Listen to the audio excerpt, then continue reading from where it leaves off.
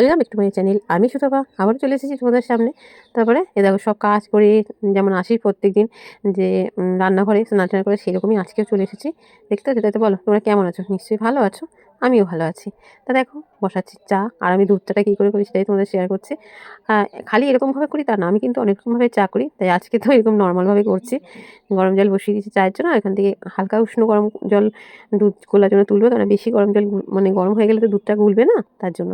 তারপরে ওই জলে দিয়ে দিলাম চা, ভালো করে ফুটিয়ে দুধ দিয়ে আবার ভালো করে ফুটালাম, তারপরে সুগার ফ্রি দিয়ে নামিয়ে নিলাম। তোমরা জানো যে আমি সুগার ফ্রি দিয়ে চা খাই, তার জন্য তো আমি খাই, তোমরাও চা নিয়ে বসে পড়ো, তোমরাও খাও আর আমার কথা শোনো, বক বক শোনো। তারপরে কিছু না কিছু টিফিন তো করতেই হয়, সেরকম টিফিন করার জন্য দেখো চলে এসেছি। গাজর, আলু আর হচ্ছে গিয়ে তোমার পেঁয়াজ আর ডিম। আলুটা যদিও বা দিই না, তা আজকে মনে হলো একটু অন্যরকমভাবে করি, তার জন্য করলাম। তা দেখো ডিম টোস্ট করবো, ডিমটাতে মধ্যেখানে কেটে ডিমটাকে এপিট ওপিট করে সেঁকে নিলাম। তারপরে ডিমটা গুলে নিয়ে দিয়ে তারপরে হচ্ছে কি রুটিটা দিলাম। আর যেহেতু দুটো করবো, একটা হয়ে গেছে তুলে নিয়েছি, আবার একটা দিলাম, এরকম করে দুটোই করলাম। একটুখানি কমিয়ে কমিয়ে করছি যেহেতু আলুটা আছে। আলু দিয়ে কখনো খেয়েছো? নাহলে অবশ্যই খেয়ে দেখবে, ভালো লাগে। তো দেখো হয়ে গেছে, নামিয়ে নিয়েছি আর আমি খেয়েও নিয়েছি। তারপরে বসিয়ে দিলাম রান্না। তা অনেকদিন থেকে ইচ্ছে করছিল ফুলকপির পকোড়া খেতে, আর ফুলকপি খেতে আমি ভীষণ ভীষণ ভালোবাসি। তাই আমি সবসময় বলি কেউ যদি আমাকে ফুলকপি রান্না করে দিত, আহা! কিন্তু না গো, সেরকম সৌভাগ্য আমার না, কেননা আমাকে নিজেকে রান্না করে নিজেকেই খেতে হয়, বুঝতে পারছো? তাই হচ্ছে গিয়ে ফুলকপিটা 70% সিদ্ধ করে নিয়ে তারপরে এবার হচ্ছে কি ব্যাটারটা গুলবো। তার জন্য নিয়ে নিলাম আদা, নিলাম টমেটো, নিলাম পেঁয়াজ বাটা, মানে টমেটোটা মানে সেটা পেস্ট করে নিয়েছি। তারপরে লঙ্কা বাটা, তারপরে নিলাম তোমার রসুন বাটা, আর তারপরে নিয়ে নিলাম নুন, হলুদ, আর যেকোনো এগুলো করতে গেলে একটুখানি কর্নফ্লাওয়ার, তারপরে বেসন, ময়দা এগুলো দিলে ভাল লাগে, তাই না? তাই দেখো আমি নুন, হলুদটা নিয়ে নিচ্ছি। এবার দিয়ে দেবো পরিমাণ মতন বেসন, আর একটু দিয়ে দেবো একটু ময়দা।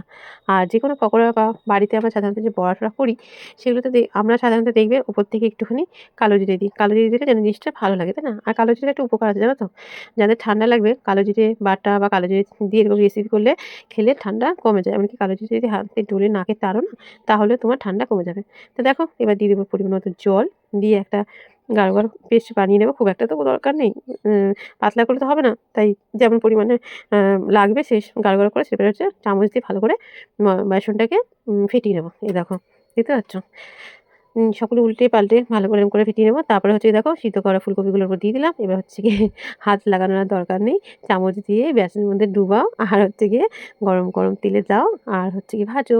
তাই সেরকমই সবগুলো দিয়ে দিলাম। এবার হচ্ছে বেসনের মধ্যে চান করিয়ে নিচ্ছি। আর এদিকে কড়াই বসিয়ে দিয়েছি, কড়াই দিয়ে দিলাম সর্ষের তেল, যেহেতু রান্না হবে তার জন্য সর্ষের তেলেই করলাম, ঠিক আছে? আর আজকে কোনো রান্নার রেসিপি দেখাবো না, এই পকোড়ার রেসিপি দেখাবো। তা সবাই সঙ্গে থাকো আর ফুল ভিডিওটা দেখো, তাহলে বুঝতে পারবে যে আমি কী করি না করি। আর নতুন বন্ধুদের বলবো চ্যানেলটাকে সাবস্ক্রাইব করে পাশে থেকো, কমেন্ট রেখে দিয়েছো, আমি ঠিক তোমাদের কাছে চলে যাবো। আর নতুন বন্ধু পুরনো বন্ধু সবাইকে বলবো তোমরা সবাই আমার পাশে থেকো, আমি তোমাদের পাশে আছি। তোমরা আমাকে একটা কমেন্ট রেখে দিয়েছো, আমি তোমাদের কমেন্ট থেকে তোমাদের বাড়িতে চলে যাবো চা খেতে। তা দেখো কথা বলতে বলতে কি পকোড়া তো উল্টে পাল্টে ভাজা হয়ে গেছে, এমনকি তুলেও নিয়েছি, খেতে যা হয়েছে না, খুব সুন্দর হয়েছিল। আর এই জিনিস দেখানো হয় না একটা জিনিস, যেটা হচ্ছে আমি একটু মিট মশলা দিয়েছিলাম সেটা। তা দেখো গার্নিশের জন্য ওপর থেকে দিলে একটু ফুলকপি। আর বললাম তো আজকে কোনো রান্না দেখাবো না, তাই বেগুন ভাজা করেছি, আর করেছি পটল আলু দিয়ে তরকারি, এটাই করেছি, আর করেছি গরম ভাত। আর তারপরে তোমাদের সামনে আসেনি, এবার হচ্ছে রেডি হচ্ছি, কিছুটা হয়েই গেছি, শাড়িটা পরবো। আর তোমার হচ্ছে গিয়ে চুলটা হচ্ছে ছেড়েই দেবো। তা আমার চুলটা জানো তো আমি অনেকটাই কেটে ফেলেছি জানো, তোমাদের যেটা বলিনি। তা দেখো বাড়ি থেকে বেরোলাম, টোটোতে উঠলাম, টোটোতে আমাদের রিজার্ভ করা ছিল, তাই জন্য দিয়ে বেরিয়ে গেলাম। আর ঢুকতেই গনু মামা, দেখো গনু ভাইয়া, তার সঙ্গে চলে এসেছি উপরে দোতলায় যেখানে মেয়ে বসেছিল। আর এটা হচ্ছে কি মেয়ের বান্ধবীর বিয়ে। আর নিমন্ত্রণটা আমাদের সবার ছিল, কিন্তু সবাই যায়নি, আমি আর মেয়েই গেছি, বুঝতে পারছো? তা দেখো একটুখানি ফাঁকা হলো, সবাই ছবি টবি তুলে ফাঁকা হলো, তারপরে গিফট দিচ্ছে। তা মেয়েকে খুব ভালোবাসে, মানে একসাথে আমার মেয়ে যে ইংরেজি স্কুলে মানে যেত না, মানে কাজ পেয়েছিল সেখানে ও দুজনাই যেত। তা মায়না কমিয়ে দিয়েছিল, ওরা কেউই এখন আর যায় না। সেই সূত্রে ওর সাথে পরিচয়। তা খুব একটা ভালো বন্ধুত্বের মতন, মানে মেয়েকে দিদি ডাকে, খুব ভালোবাসে। তাই মেয়ে গিফট এনেছে, বলছে পরিয়ে দেবে বলছে। বলছে হবে তো, আমাকে বলছে কাকিমা হবে তো। আমি যে দেখো ও তো পছন্দ করে নিয়ে এসেছে, এটাই বললাম। তা হয়েছে, আমি কি ওর খুব পছন্দও হয়েছে, কিন্তু পড়তে পারছে না, কেন ওর হাতে এত গয়না, মানে পুরো গয়নায় ঢাকা পড়ে গেছে আর কি। ওর যে টিকলি থেকে শুরু করে সবই হচ্ছে গিয়ে সোনার গয়না, জানো তো? বাবা তো অনেক বলে, আর একটা মাত্র মেয়ে, তার জন্য। আর এখানে গিয়ে আমি অনেক কিছু দেখলাম, যেমন এখানে যেন 4টে গার্ড ছিল, এমনকি ওকে গিফট দিচ্ছে, সেই গিফটগুলো নিয়ে যাওয়ার জন্য, মানে তার জন্য একটা মেয়ে রাখা আছে। দেখতে কালো জামা ছিল, জামা পরেছিল, হয়েছিল ওইটাই। তারপর দেখো ওদিকে বর চলে এসেছে, সেটা আমি তোমাদের দেখাইনি। ওদিকে মানে এসে এখানেই ছিলাম। আর এদিকে ওর শাশুড়ি মা ওকে আশীর্বাদ করছে। দেখো নীল শাড়ি পরে আছে যে আশীর্বাদ করছে, এটা হচ্ছে ওর শাশুড়ি মা। দেখো, তা আশীর্বাদ করে ওর শাশুড়ি মা কী বলে কঙ্কন দিয়েছে। প্রথমে হাতে ঢুকছিল না, তারপরে হচ্ছে লক সিস্টেম করা, সেটা আবার একজনা পরিয়ে দিল, 2 হাতে 2টো পরিয়ে দিল। সেটাই দেখছিলাম আর তোমাদের জন্য ভিডিওটা তুলছিলাম। খুব ভালো লাগে আ যে এরকম ভিডিও বিয়েবাড়ি দেখতে। বুঝেছো? এই দেখো, আর ওকেও দেখতে খুব মিষ্টি লাগছিল। এটা হচ্ছে ছেলের মা নীল নীল শাড়ি পরে বসে আছে। আর ওর মা হচ্ছে দেখাচ্ছি দাঁড়াও। ওর মাও পাশে বসে আছে। আর পেছনে বসে আছে আমার মেয়ে, দেখাচ্ছি। একটুখানি আমি ঘুরালাম, আবার তোমাদের জন্য ক্যামেরাটা করলাম। এই দেখো ওর মা। দেখতে পাচ্ছ?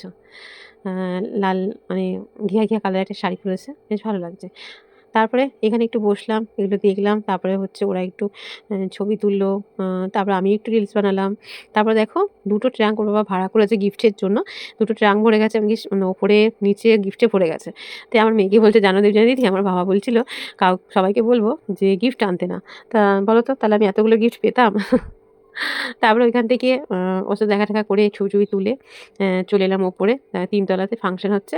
আর এখানেই হচ্ছে বিয়ে হবে, সেইখানে এখানটাতে ছাদনাতলা করেছে। তা ঢুকেই বাঁদিকে দেখতে পাচ্ছি বাবা বসে আছে। সেটা তোমাদেরকে দেখালাম। আর যে সাজিয়েছে সাজানোটা খুব সুন্দর সাজিয়েছে। তাই দেখো, তা এখানেও বসার জায়গা করেছে মেয়েকে, যদি বসাতে হয় তাই জন্য। এই দেখো বা বড় বসবে এরকম আরকি। হয়তো বর এসে বসেও ছিল, সেরকম একটা হবে। তো দেখো এখানটা খুব সুন্দর সাজিয়ে সবাই বেশ সুন্দর বসে আছে। আর এদিকে বর গিয়ে বিয়ের পিঁড়িতে বসে পড়েছে। দেখতে পাচ্ছ? আর বরের পিছনে আমি আছি। দেখতে পাচ্ছ কিনা বুঝতে পারছি না। পিছনে আমি দাঁড়িয়ে আছি আর মেয়ে দিক থেকে ভিডিও করছে। তারপর ওখান থেকে দেখে ওকে যে কি, কি দামি জিনিস দিয়েছে সেটাও তোমাদেরকে দেখাবো বলে তুললাম। ও এই দেখো, আর ও কলসিটা মানে ওদের মধ্যে ঘড়া দেয়, আমাদের মধ্যে কলসি দেয়। ঘড়াটা বেশ ছোট্টখাট্টো, বেশ ওর নিতে খুব সুবিধা হবে। সেরকম একটা ঘড়া দিয়েছে, বেশ ভাল লাগছিল। তা এখান থেকে একটু ঘুরলাম ফিরলাম। তারপরে হচ্ছে কফি আর পকোড়া তো ওপরেই ছিল। তাই আমরা তো এখন ওপরে যাইনি। তখন গেলাম, তখন গিয়ে একটুখানি দুজনে হাফ কাপ একটু পকোড়া নিলাম। এই কফি নিলাম, এদিকে পকোড়াও নিয়েছি। সেটা তোমাদের দেখাইনি। দেখো নিয়ে মা-মেয়েতে খেয়ে নিলাম। খেয়ে একটুখানি ফাংশন দেখলাম। তারপরে সবাইকে দেখলাম। দেখে টেখে নিচে চলে এসেছি। যে রাত হয়ে যাচ্ছে, বাড়িতে যাব। এদিকে ওকে বিয়ের জন্য ৩ তলায় নিয়ে যাচ্ছে। দেখতে পাচ্ছ? এই দেখো, আর বিয়েটা তোমাদেরকে দেখানো হয়নি, তোলা হয়নি। তাই দেখাতে পারিনি। তারপরে হচ্ছে খাওয়ার জায়গায় চলে এসেছি। যে রাত হয়ে যাচ্ছে, মা-মেয়ে বাড়িতে যাবো। আর আমাদের টোটোওয়ালা ছিল, তাই জন্য অসুবিধা ছিল না। খাওয়ার জায়গাটাও প্রচুর বড় করেছে। এই দেখো কতটা জায়গা নিয়ে। মানে যেমন লোক নিমন্ত্রণ করেছে সেরকম এসেছে, সেরকম গিফটও পেয়েছে। তা এরকম দাঁড়িয়ে আছি। এটা নিয়ে মনে হয় ৫ নাম্বার ব্যাচ হবে। মানে সন্ধ্যে থেকেই ব্যাচ চলছে, বুঝতে পারছো? তা ৫ নাম্বার ব্যাচে হচ্ছে গিয়ে আমরা বসবো। তা এদিকে জায়গা পাইনি, মিডিলে বসলাম। নাহলে একটু এগিয়ে বসলে তোমাদের যে ওর বিয়েটা হচ্ছে সেই ভিডিওটা তুলতে পারতাম। কারণ টিভিটা লাগানো ছিল, সেটা আর হয়নি। তারপরে বসেছি খেতে। আর কি, কি খেয়েছি তোমরা তো জিজ্ঞাসা করবে, তাই জন্য দেখো তোমাদের জন্য আ ছবি তুলে নিয়েছি। এই দেখো, দেখতে পাচ্ছ? মুখে বলব না, সবাই দেখে নাও। যে বলতে পারব না, পরে ভুলে যাব। তার জন্য দাঁড়া একটু ভিডিও করে নিই, মেয়েকে বলছি। তাই একটু ভিডিও করে নিলাম। হ্যাঁ, খাওয়া-দাওয়াটা খুব ভালো করেছিল। ভালো লেগেছে। বেশ সুন্দরই হয়েছে। কোনো রিচ খাবার না। আর একটা বাচ্চা, সেও খেতে পারবে। এরকম আরকি। বুঝতে পারছো? আর একটা জিনিস কি, কলা পাতায় আগে দেখতাম অন্যরকমভাবে দিত। এখনো দেখছি কলা পাতায় বেশ সুন্দরভাবে ডিজাইন করে নিয়ে এসেছে। ভালো লাগলো। তারপরে দেখো রুমালি রুটিও রেখে দিচ্ছি পাশে। আবার গিয়ে অল্প করে ভাতও নিয়ে নিয়েছি, যে সবকিছুই কিছু না কিছু চেক করব তার জন্য। কোথাও গেলে আমি এরকম করি, কিছু খাবার নিয়ে নষ্ট করি না। কিন্তু অল্প, অল্প যেগুলো থাকে সবগুলোই আমি একটু, একটু করে নিই। আর সবগুলোই একটুখানি টেস্ট করি, জানো তো? তাই সেরকমই খেতে বসেছি। এরকম পরপর দিয়েছে, যেটুকুনি পেরেছি তুলেছি, জানো তো? তারপরে খাওয়া-দাওয়া করে এবার দেখা করলাম। দেখা করে বেরিয়ে পড়েছি বাড়ির উদ্দেশ্যে। তাই ঢুকতেও গণেশ ছিল, বেরোনোর সময় গণেশ। তো দেখো বেরিয়ে গেছি, সেটা তোমাকে দেখাচ্ছি যে বিয়ে বাড়ির পিছনে ফেলে আমরা এগিয়ে যাচ্ছি। কেমন হলো ভিডিওটা অবশ্যই বলো, ভালোবাসে পাশে থেকো, সুস্থ থেকো, ভালো